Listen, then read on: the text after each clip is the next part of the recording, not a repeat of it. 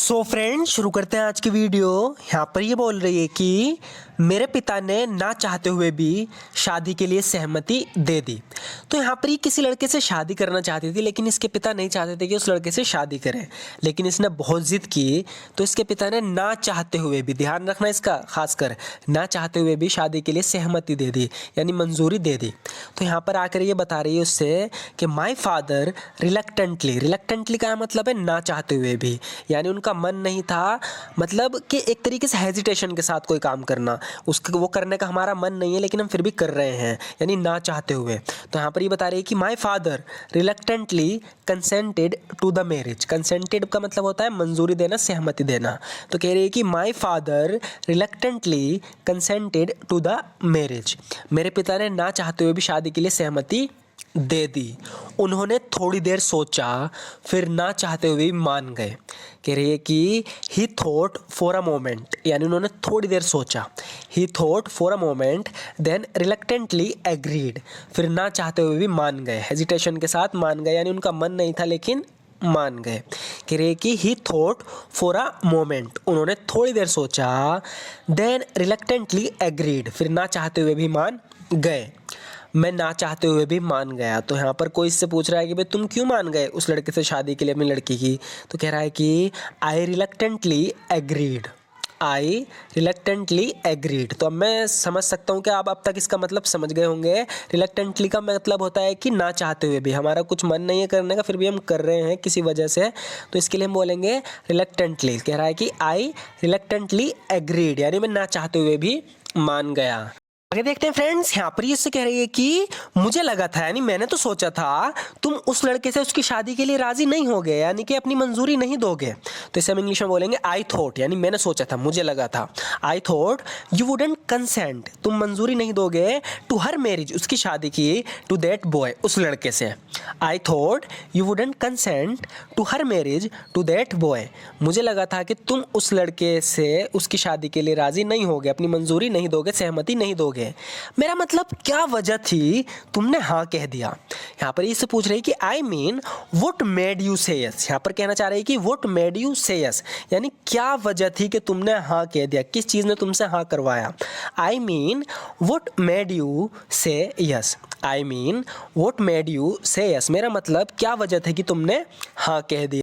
मैंने तो सोचा था तुम ये शादी नहीं होने दोगे। इसे इंग्लिश में बोलेंगे आई थॉट, यानी मैंने सोचा था, मुझे लगा था। आई थॉट यू वुडंट, ध्यान रखना यहाँ पर विल का यूज़ नहीं करेंगे क्योंकि यहाँ पर थॉट आ गया, यानी बात पास्ट की है। आई थॉट यू वुडंट, जब भी बात पास्ट में हो तो हम विल का यूज़ नहीं करते बिल्कुल भी। I thought you wouldn't let this marriage take place. I thought you wouldn't let this marriage take place, यानी मैंने तो सोचा था तुम ये शादी नहीं होने दोगे। I thought you wouldn't let this marriage take place, अगर मैंने उस लड़के से उसकी शादी के लिए सहमति देने से इनकार कर दिया होता, जबकि इसने इनकार किया नहीं, ये कंडीशनल सेंटेंस में बोल रहा है कि अगर कर दिया होता, बता रहा है कि if I had refused to give my consent to her marriage to that boy. If I had refused, यानी अगर मैंने रिफ्यूज़ कर दिया होता, टू गिव माई कंसेंट, अपनी मंजूरी देने को, टू हर मैरिज, उसकी शादी को, टू दैट बॉय, उस लड़के से, यानी जिससे वो प्यार करती थी, अगर मैं मना कर देता, उससे उसकी शादी के लिए मंजूरी ना देता, सहमति ना देता, if I had refused to give my consent to her marriage to that boy, तो वो आत्महत्या कर लेती। She would have committed suicide. She would have committed suicide, तो वो सुसाइड कर लेती, आत्महत्या कर लेती। She would have committed suicide. और मैं कर भी क्या सकता था, ये कह रहा है कि मैं तो बाप हूँ और मैं कर भी क्या सकता था। What else could I have done. What else could I have done, और मैं कर भी क्या सकता था। What else could I have done, मैं मजबूर था। इसे हम इंग्लिश में बोलेंगे आई वॉज कंपेल्ड। मैंने पहले ही बताया है कंपेल्ड का यूज़ होगा यहाँ पर। आई वॉज कंपेल्ड, यानी मैं मजबूर था। आई वॉज कंपेल्ड, मैं मजबूर था ऐसा करने के लिए। I was compelled to do it. I was compelled to do it, यानी मैं मजबूर था ऐसा करने के लिए। I was compelled to do it. Next देखते हैं फ्रेंड्स, यहाँ पर ये बोल रही है कि टॉम ने अपने दोनों मोजे उल्टे पहने थे। इसे हम इंग्लिश में बोलेंगे Tom had both of his socks on inside out. ध्यान से देखना, Tom had both of his socks on inside out. तो यहाँ पर हमने हैड ऑन का यूज़ किया है, इसका मतलब है पहने हुए थे, कोई चीज़ पहने होना। तो बता रही है कि Tom had both of his socks on inside out. Inside out मतलब उल्टे। टॉम ने अपने दोनों मोजे उल्टे पहने हुए थे। हर कोई उसकी मजाक बना रहा था। Everyone was making fun of him. Everyone was making fun of him, यानी हर कोई उसकी मजाक बना रहा था। Everyone was making fun of him. उसका चेहरा देखने लायक था, इस तरीके से हम बोलते हैं ना, तो इसे इंग्लिश में बोलेंगे the look on his face, यानी जो लुक था उसके फेस पर वॉज वर्थ सीइंग, वो देखने लायक था। यानी जब सब उसकी मजाक बना रहे थे तो उसके चेहरे का जो लुक था वो देखने लायक था। The look on his face was worth seeing. The look on his face was worth seeing, यानी उसका चेहरा देखने लायक था। ये बॉक्स खाली है, इसमें कुछ नहीं है। कोई किसी बॉक्स को मतलब खोल के देख रहा है कि इसके अंदर क्या है, तो ये कह रहा है कि दिस बॉक्स इज एम्प्टी, यानी ये बॉक्स एम्प्टी है, खाली है, इसमें कुछ नहीं है। This box is empty, it has nothing in it. तो ध्यान रखना, इट हैज़, यहाँ पर हैज़ का यूज होगा। It has nothing in it, यानी this box is empty, it has nothing in it, यानी बॉक्स खाली, इसमें कुछ नहीं है। इसे वापस वहीं रख दो जहाँ ये था। Put it back where it was. Put it back where it was, कह रहा है कि इसे वापस वहीं रख दो जहाँ ये था। Put it back where it was. वो मेरा दुश्मन है और उसका भाई भी। इसे हम इंग्लिश में बोलेंगे he is my enemy and so is his brother. He is my enemy, वो मेरा दुश्मन है, and so is his brother, और उसका भाई भी। He is my enemy and so is his brother. उनका यहाँ आना महज एक इत्तेफाक था। कह रही है कि अगर उन्हें पता होता है इस घर में मैं रहती हूँ तो वे आते नहीं, तो इसके घर में वे अचानक से आ गए। तो यहाँ पर ये बता रही है कि उनका यहाँ आना महज एक इत्तेफाक था। It was just a coincidence his coming here, यानी उसका यहाँ आना सिर्फ एक इत्तेफाक था, महज एक इत्तेफाक था। It was just a coincidence his coming here.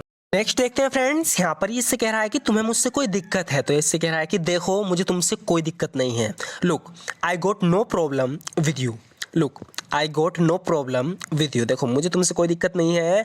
Look I got no problem with you, ये इसके साथ काम नहीं करना चाह रहा, लेकिन मैंने हमेशा से अकेले काम करना पसंद किया है। But I have always preferred working alone. But I have always preferred working alone, लेकिन मैंने हमेशा से अकेले काम करना प्रेफर किया है, पसंद किया है। I have always preferred working alone. तुम्हारे यहाँ होने से हम सब बहुत खुश हैं, इसे हम इंग्लिश में बोलेंगे we are also delighted to have you here. To have you here का यूज़ करेंगे हम तुम्हें यहाँ पाने से, तुम्हारे यहाँ होने से। वी आर ऑल्सो डिलाइटेड, हम सब बहुत खुश हैं। We are also delighted to have you here. लेकिन जैसे जैसे समय बीतता गया मुझे एहसास हुआ कि मैं गलत थी। But as time went by, जब टाइम गो बाय करता है यानी बीतता है, तो ये पास्ट में बता रही है कि जैसे जैसे समय बीतता गया। But as time went by I realised, मुझे रियलाइज़ हुआ, एहसास हुआ, आई वॉज रॉन्ग, मैं गलत थी। But as time went by I realised I was wrong. एक एक करके वे सब चले गए। They all left one after another. मैंने उनसे इंतज़ार करने के लिए कहा था लेकिन वे चले गए। I asked them to wait but they left. I asked them to wait but they left, मैंने उनसे इंतज़ार करने के लिए कहा था लेकिन वे चले गए। They all left one after another, वे एक एक करके सब चले गए। सो फ्रेंड्स आज की वीडियो में बस इतना ही, और लास्ट के जो 4 से 5 सेंटेंसेस थे हमने रिपीट किए हैं अपनी पुरानी वीडियो से, ताकि आप प्रैक्टिस भी करते रहो। जो हम पहले पढ़ा चुके हैं आप उनको भी प्रैक्टिस करते रहो, इन्हें अपनी डे टू डे लाइफ में यूज़ करते रहो, इसलिए हम इनकी प्रैक्टिस करते रहते हैं। तो फ्रेंड्स अगर आपको वीडियो अच्छी लगी तो लाइक जरूर कर देना। इस तरीके और वीडियो देखने के लिए हमारे चैनल को जरूर सब्सक्राइब कर देना। Thank you so much for watching this video friends.